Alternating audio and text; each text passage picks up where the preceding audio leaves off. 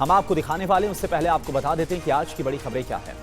PM Modi का शांति संदेश, supreme court में स्टेटस रिपोर्ट देगी सीबीआई, और इसके अलावा कश्मीर में राहुल गांधी का दूसरा दिन है। ये खबर आपको दिखाएंगे। चंपाई सोरेन की नई राह दवा कंपनी में धमाका हुआ, 18 लोगों की मौत हो गई। बच्चे का लाइव रेस्क्यू कैसे किया गया, ये खबर भी आपके सामने होगी। और दिल्ली मेट्रो का नया रिकॉर्ड क्या बना है, पहाड़, मैदान, बारिश, हर जगह त्राहिमाम। शुरुआत हम करते हैं पहली बड़ी खबर के साथ। मोदी ने पोलैंड से दिया है शांति संदेश। वॉर्सो में बोले पीएम मोदी, ये युद्ध का युग नहीं है, भारत बातचीत पर जोर दे रहा है। पीएम मोदी की तरफ से कहा गया, कूटनीति से समाधान पर भारत का पूरा जोर है। भारत युद्ध की नहीं, शांति की बात करता है। तो ये तस्वीर इस वक्त हम आपको दिखा रहे हैं जिस वक्त प्रधानमंत्री पोलैंड पहुंचे। वॉर्सा जो कि राजधानी है पोलैंड की, वहां पर कैसे गर्मजोशी के साथ स्वागत किया, और इसके बाद जो वहां से संदेश दिया गया प्रधानमंत्री की तरफ से, उसमें यह बात साफ तौर पर कही गई कि ये जो वक्त है वो युद्ध का बिल्कुल नहीं है और शांति का हिमायती है भारत। शांति संदेश दिया गया पीएम मोदी की तरफ से। क्या आप अभी भी माता पिता बनने का सपना देख रहे हैं? अपोलो फर्टिलिटी के साथ अपने माता पिता बनने का सपना पूरा करें। मुफ्त परामर्श के लिए 9953440671 पर कॉल करें।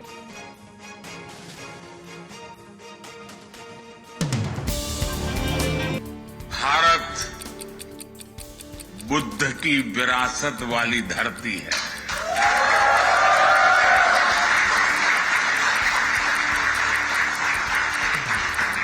और जब बुद्ध की बात आती है तो जो युद्ध नहीं, शांति पर विश्वास करती है। और इसलिए भारत इस रीजन में भी स्थायी शांति का एक बड़ा पैरोकार है।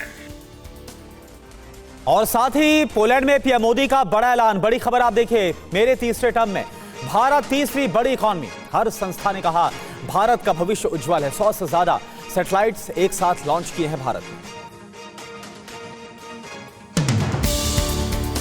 अब भारत दुनिया की तीसरी बड़ी इकोनॉमी बनने से ज्यादा दूर नहीं है। मैंने देश की जनता को वादा किया है, मेरे तीसरे टर्म में भारत तीसरे नंबर की इकोनॉमी बन के रहे। आने वाले वर्षों में दुनिया भारत का जबरदस्त आर्थिक उभार देखने जा रही है। वहीं पोलैंड के साथ सोशल सिक्योरिटी एग्रीमेंट भी किया गया। भारत पोलैंड के बीच अहम करार किया गया। पोलैंड में मौजूद भारतीयों को इससे फायदा होगा।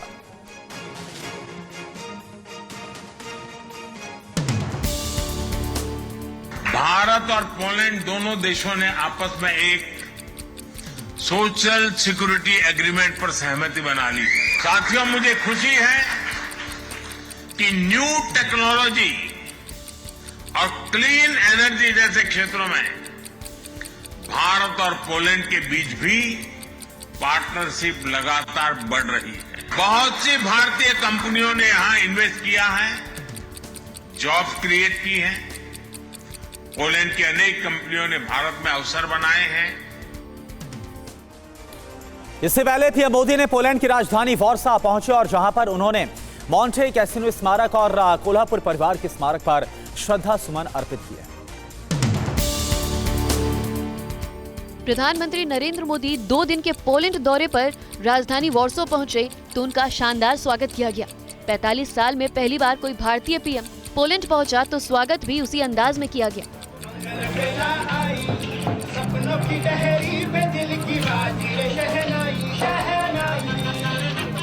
पीएम मोदी ने वॉर्सो में नवानगर में जाम साहब को श्रद्धांजलि दी। इसके बाद मॉन्टे कैसिनो स्मारक और कोल्हापुर परिवार के स्मारक पर भी श्रद्धा सुमन अर्पित किया। और देखिए, बड़ी खबर यह है कि पोलैंड के बाद यूक्रेन जाएंगे पीएम मोदी। 23 अगस्त को यूक्रेन पहुंचेंगे पीएम मोदी। ट्रेन से कीव जाएंगे प्रधानमंत्री मोदी। पीएम मोदी के दौरे पर पूरी दुनिया भर की नजर है। युद्ध के बीच पीएम मोदी का यह दौरा बेहद अहम माना जा रहा है।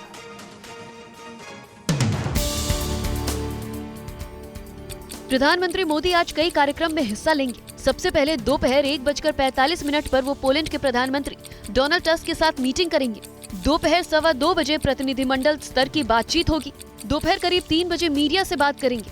3:30 बजे पोलैंड के पीएम द्वारा भोजन का आयोजन किया गया है। इसके बाद शाम 5 बजे सैनिकों को पुष्पांजलि अर्पित करेंगे। 5:30 बजे पोलैंड के राष्ट्रपति आंद्रेस डूडा के साथ द्विपक्षीय बातचीत होगी। शाम 7:20 पर बिजनेस लीडर से वो मिलेंगे। रात 8 बजे वो पोलैंड के प्रभावशाली लोगों से बात करेंगे और रात 9 बजे वॉर्सो हवाई अड्डे के लिए रवाना हो जाएंगे। और अब बात कोलकाता रेप मर्डर केस की। कोलकाता रेप मर्डर केस में आज अहम सुनवाई है। आज सुप्रीम कोर्ट में डिटेल रिपोर्ट देगी सीबीआई। आरोपी संजय रॉय का कबूलनामा कोर्ट में बताया जाएगा सीबीआई की तरफ से। आरोपी के बयान और रिक्रिएशन की डिटेल्स भी सीबीआई की तरफ से सौंपी जाएगी।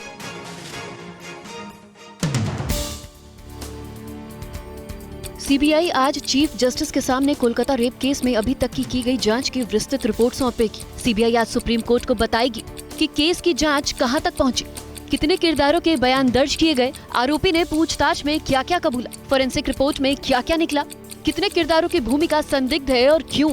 ऐसे कई सवालों के जवाब कोर्ट को सीबीआई दे सकती है। बता दें कि पिछली सुनवाई के दौरान सुप्रीम कोर्ट ने ममता सरकार को फटकार लगाई थी और सीबीआई को विस्तृत रिपोर्ट पेश करने को कहा था। इधर आरजीकर अस्पताल के चेस्ट विभाग के एचओडी को हटाया गया है। ममता सरकार ने डॉक्टर सुहार्ता पॉल को हटाया।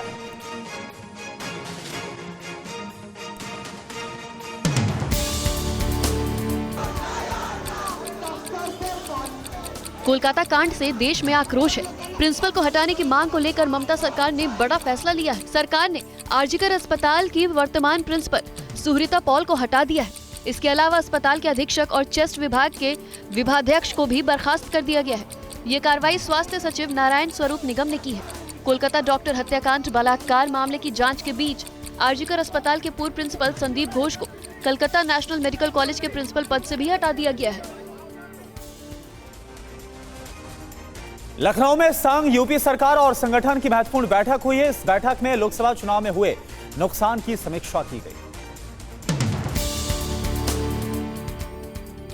लखनऊ में मुख्यमंत्री आवास 5 कालिदास मार्ग पर बुधवार को संघ, सरकार और संगठन की बैठक हुई। बीजेपी सरकार और संघ की इस मैराथन बैठक में लोकसभा चुनाव में बीजेपी को हुए बड़े नुकसान की समीक्षा की गई। योगी आदित्यनाथ के घर पर हुई बैठक में संघ की तरफ से अरुण कुमार शामिल हुए। सरकार की ओर से सीएम योगी के अलावा दोनों डिप्टी सीएम केशव प्रसाद मौर्य और ब्रजेश पाठक मौजूद रहे। बीजेपी संगठन की तरफ से पार्टी के प्रदेश अध्यक्ष भूपेंद्र चौधरी और संगठन मंत्री धर्मपाल सिंह को बुलाया गया था। बैठक में लोकसभा चुनाव के नतीजों पर चर्चा हुई। राहुल गांधी और कांग्रेस अध्यक्ष मल्लिकार्जुन खड़गे जम्मू कश्मीर के 2 दिवसीय दौरे पर श्रीनगर पहुंचे हैं। इस दौरान राहुल गांधी ने आइसक्रीम का भी लुत्फ उठाया। नेता प्रतिपक्ष राहुल गांधी की ये तस्वीरें श्रीनगर की हैं, जहां वो एक आइसक्रीम पार्लर पहुंचे। जम्मू कश्मीर में चुनाव की तारीखों के ऐलान के साथ ही सियासी पारा बढ़ता जा रहा है। इस बीच राहुल गांधी ने यहां आइसक्रीम खाने के साथ ही एक मशहूर रेस्टोरेंट में खाना भी खाया। उनके साथ पार्टी अध्यक्ष मल्लिकार्जुन खड़गे भी पहुंचे थे। राहुल और खड़गे आज कश्मीर घाटी के 10 जिलों के पार्टी नेताओं और कार्यकर्ताओं के साथ बैठक करेंगे। तय कार्यक्रम के मुताबिक सुबह 10 बजे मुमताज रेडिसन कलेक्शन होटल में कार्यकर्ताओं के साथ बैठक करेंगे। और अब जो खबर हम आपको दिखाने जा रहे हैं वो खबर धूम्रपान करने वालों को जरूर देखनी चाहिए, क्योंकि आपका शौक आप पर कैसे भारी पड़ सकता है इस रिपोर्ट के जरिए आपको बता रहे हैं। तस्वीरें आंध्र प्रदेश के अनंतपुर की है, जहां 2 लोग खड़े नजर आ रहे हैं। लोग एक दुकान के पास बातचीत करते दिख रहे हैं। उनके ठीक सामने पेट्रोल बह रहा था। उनमें से एक आदमी बीड़ी जलाता है और जलती हुई माचिस की तीली को फेंक देता है। माचिस की तीली पेट्रोल पर जाकर गिरती है और तुरंत आग के गोले में बदल जाती है। आग की ऊंची लपटों के बीच धूम्रपान करने वाला शख्स और अन्य लोग जान बचाने के लिए भागते हुए नजर आ रहे हैं। इन लोगों के वाहन मौके पर खड़े थे और वो भी आग की चपेट में आ जाते हैं। इधर आंध्र प्रदेश के अनकापल्ली में दवा कंपनी में ब्लास्ट के बाद 18 लोगों की मौत हो गई। वहीं 36 से ज्यादा लोग इस हादसे में घायल हो गए। आंध्र प्रदेश के अनकापल्ली में एक फार्मा कंपनी में हुए धमाके ने कई घरों के चिराग बुझा दिए। किसी ने अपने पति को, किसी ने अपने बेटे को, तो किसी ने अपने पिता को धमाके में खो दिया। इस हादसे में 18 लोगों की मौत हो गई। अभी भी कई घायल अस्पताल में जिंदगी और मौत के बीच जंग लड़ रहे हैं। हादसे की आवाज कई किलोमीटर तक सुनाई दी। ये धमाका कैसे हुआ अभी तक ये साफ नहीं हो पाया है। हालांकि आग बुझा ली गई है। पुलिस की टीम जाँच में जुटी है। पीएम मोदी ने इस हादसे पर दुख जताया है और मृतकों के परिजनों को 2-2 लाख और घायलों को 50,000 मुआवजे का ऐलान किया है। तमिलनाडु में भारत के पहले वर्टिकल लिफ्ट सी ब्रिज यानी कि पंबन ब्रिज पर पहली बार ट्रेन गुजरी है। ब्रिज पर मालगाड़ी ट्रेन का ट्रायल रन किया गया। ट्रायल के दौरान रेलवे ने 2 लोको और 11 लोडेड वैगनों के साथ नए पंबन रेलवे समुद्री पुल पर लोड डिफ्लेक्शन परीक्षण रामनाथपुरम में किया।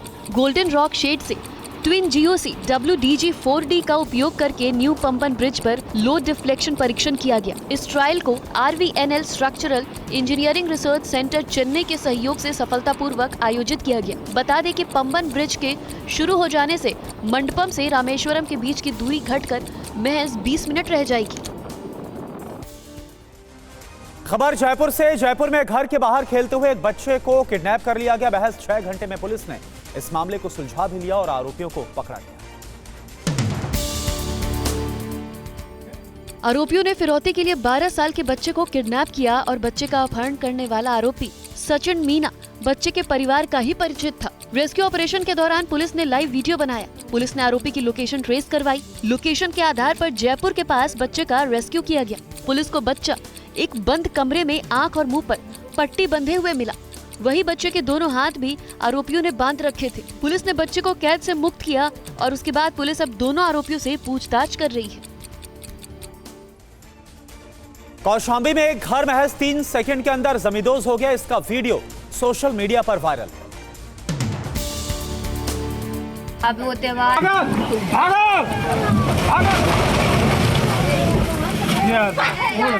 यूपी के कौशाम्बी की ये तस्वीरें देखिए।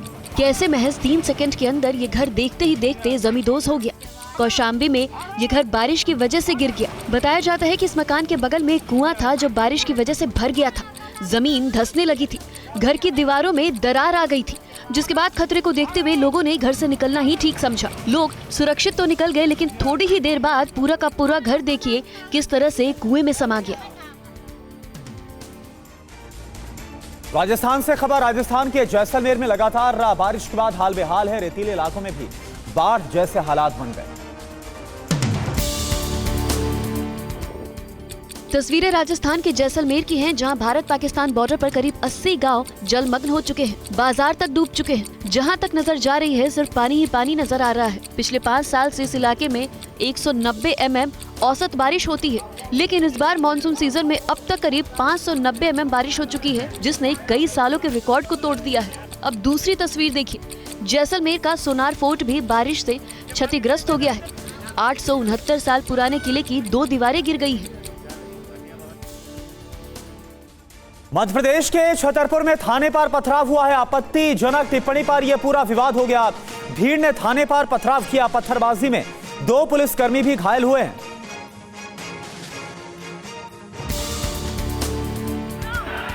पथराव की ये तस्वीरें छतरपुर के सिटी कोतवाली की है, जहां आपत्तिजनक टिप्पणी से नाराज लोगों ने सिटी कोतवाली पर पथराव कर दिया।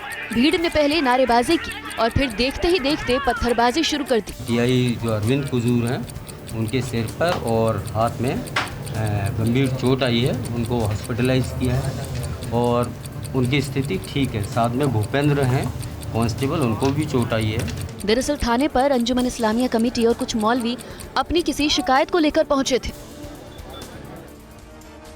अमेरिका के टेक्सास में भगवान हनुमान की 90 फीट की मूर्ति बनाई गई। रविवार को अमेरिका के ह्यूस्टन में इस मूर्ति का अनावरण किया गया। इस मूर्ति का नाम स्टैचू ऑफ यूनियन दिया गया है। ये मूर्ति अष्टलक्ष्मी मंदिर में स्थापित है, जिसमें वैदिक मंत्रोच्चार के बीच प्राण प्रतिष्ठा की गई। त्रिदंडी संत चिन्नाजीयर स्वामी के नेतृत्व और मार्गदर्शन में इस मूर्ति का अनावरण हुआ। अमेरिका के ह्यूस्टन में हनुमान जी की मूर्ति के प्राण प्रतिष्ठा समारोह में TV9 ग्रुप के चेयरमैन जे रामेश्वर राव ने खास तौर पर शिरकत की। उन्होंने इस अवसर को गौरव का पल बताया।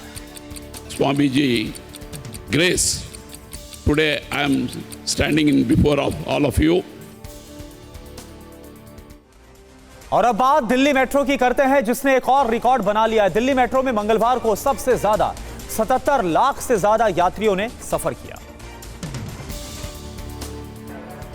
दिल्ली में सफर करने वाले लोगों के लिए मेट्रो बारिश, ट्रैफिक जैसी हर मुश्किलों से बचाकर उनका सफर आसान बनाती है। यही कारण है कि इसे दिल्ली की लाइफलाइन कहा जाता है। दिल्ली मेट्रो ने अब नया रिकॉर्ड बनाया है।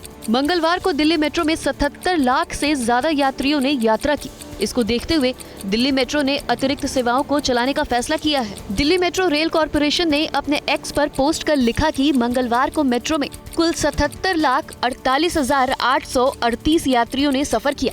ये एक नया रिकॉर्ड है।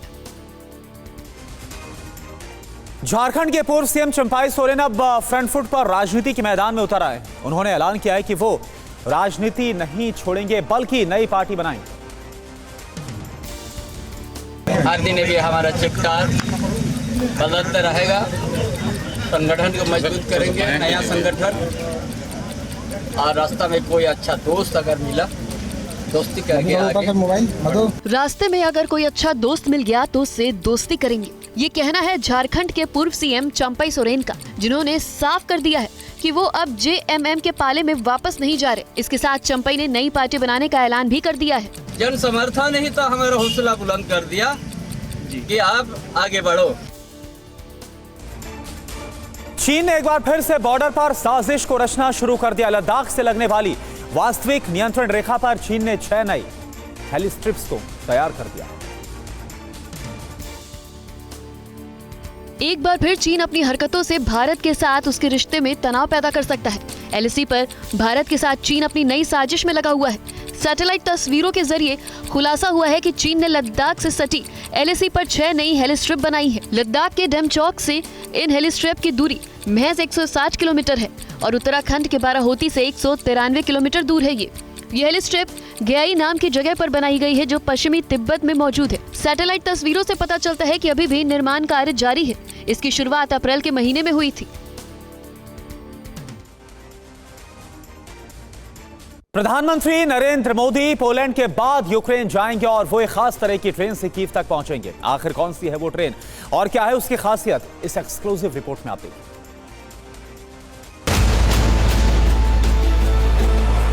पीएम मोदी अभी पोलैंड पहुंच चुके हैं। पोलैंड के बाद प्रधानमंत्री नरेंद्र मोदी 23 अगस्त को यूक्रेन जाएंगे और यही वो खास ट्रेन है जिससे मोदी पोलैंड की राजधानी वॉर्सो से कीव तक का सफर करने वाले हैं। इस खास ट्रेन का नाम रेल फोर्स 1 है। जब से यूक्रेन के एयरपोर्ट तबाह हुए हैं, तभी से यूक्रेन का रेल रूट लाइफलाइन बन गया है। वैसे भी यूक्रेन का रेल रूट दुनिया के सबसे बड़े रूट में शामिल है। यूक्रेन दौरे पर पहुंचने वाले विदेशी मेहमानों को इसी खास ट्रेन रेल फोर्स 1 से ही कीव पहुंचाया जाता है। अब प्रधानमंत्री नरेंद्र मोदी इस शाही सवारी में सफर करने वाले हैं। वो करीब 10 घंटे का सफर करके कीव पहुंचेंगे। रेल फोर्स 1 की अगर खासियत की बात करें तो रेल फोर्स 1 में हर लग्जरी सुविधा मौजूद है। रेल फोर्स 1 का इस्तेमाल वीवीआईपी गेस्ट को लाने ले जाने के लिए होता है। Rail force 1 bullet proof train है। ट्रेन के अंदर ही ऑफिस मौजूद है। इंटरनेट कनेक्टिविटी मौजूद होने से हर निर्देश दिया जा सकता है। एक लग्जरी रूम विदेशी मेहमान के लिए मौजूद है। इस रेल में अलग से डाइनिंग रूम है जिसमें आलीशान सोफा और कई मेहमानों के एक साथ बैठने का इंतजाम है। रेल फोर्स 1 को 2014 में क्रीमिया जाने वाले पर्यटकों के लिए बनाया गया था, लेकिन रूस का कब्जा होने के बाद से इसे राजनयिकों के लिए लगाया गया। अब तक 200 विदेशी मेहमान रेल फोर्स 1 से सफर कर चुके हैं, जिसमें अमेरिकी प्रेसिडेंट जो बाइडेन, ब्रिटेन के पूर्व प्राइम मिनिस्टर ऋषि सुनक और इटली की प्राइम मिनिस्टर जॉर्जिया मेलोनी का नाम भी शामिल है। रेल फोर्स 1 से यात्रा करने वाले वीवीआईपी लिस्ट में अब पीएम मोदी का नाम भी शामिल होने जा रहा है। Bureau report, TV9 Bharatvarsh.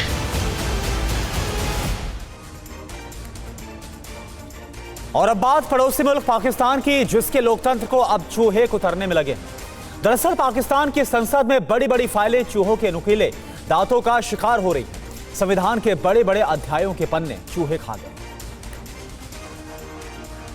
तो देखिए, करीब 30 से 40 सेंटीमीटर लंबाई और 100 से 150 ग्राम वजन वाले चूहों ने पाकिस्तान की संसद को हिलाकर रख दिया है। जिस पाकिस्तान की संसद से मुल्क को चलाने वाले कानून पास किए जाते हैं, जिस नेशनल असेंबली में बैठकर पाकिस्तान के वजीर आजम और बड़े बड़े नेता सियासी फैसले लिया करते हैं, उस पाकिस्तान की संसद पर चूहों का कब्जा हो गया है। पाकिस्तान की संसद में देश पर चढ़े विदेशी कर्ज, आर्थिक मुद्दों, भुखमरी, कंगाली, गरीबी और भिखारियों पर चर्चा होती है। आज जो संसद में चूहों पर बहस हो रही है, पाकिस्तान की संसद में ऐसे ऐसे चूहे घूम रहे हैं जो बिल्लियों को भी खौफ में डाल दें। यहां तक कि पाकिस्तानी संसद में चूहे कंप्यूटर की तारों को भी काट काट कर नुकसान पहुंचा चुके हैं। पाकिस्तान की संसद में ज्यादातर चूहे पहले फ्लोर पर हैं। फर्स्ट फ्लोर पर ही विपक्षी पार्टी के लीडर का दफ्तर है। ज्यादातर बैठकें फर्स्ट फ्लोर पर ही होती हैं। दावा इस बात का हो रहा है कि पाकिस्तान की संसद में इन चूहों की संख्या हजारों में है। चूहे दिन में नजर नहीं आते लेकिन रात को एक्टिव हो जाते हैं। पाकिस्तानी संसद में रोजाना काम करने वाले लोग इन चूहों के आदी हो गए हैं। चूहों के निपटारे के लिए कई अखबारों में इश्तिहार भी छापे गए। कई कंपनियों को चूहों से निपटने के लिए बुलाया भी गया। अब कैपिटल डेवलपमेंट अथॉरिटी को चूहों से निपटने का काम सौंप दिया गया है। पाकिस्तानी सरकार ने चूहों को भगाने के लिए 12 लाख रुपए का बजट बनाया है। इसे भारतीय रुपए में कन्वर्ट किया जाए तो 3,63,000 रुपए होता है। और इसके साथ ही यह फैसला हुआ है कि पाकिस्तान की संसद में चूहों को पकड़ने के लिए बिल्लियां भी तैनात की जाएंगी।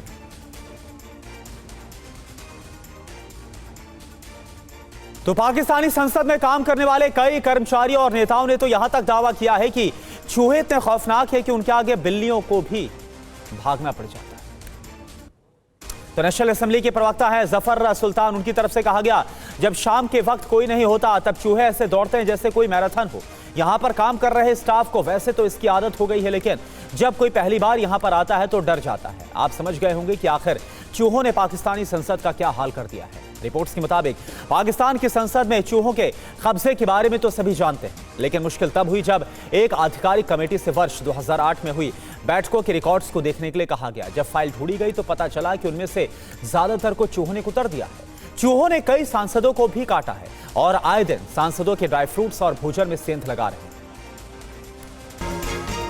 कोलकाता रेप मर्डर केस में आज अहम सुनवाई। आज सुप्रीम कोर्ट में डिटेल रिपोर्ट देगी सीबीआई। आरोपी संजय का कबूलनामा कोर्ट को बताएगी सीबीआई।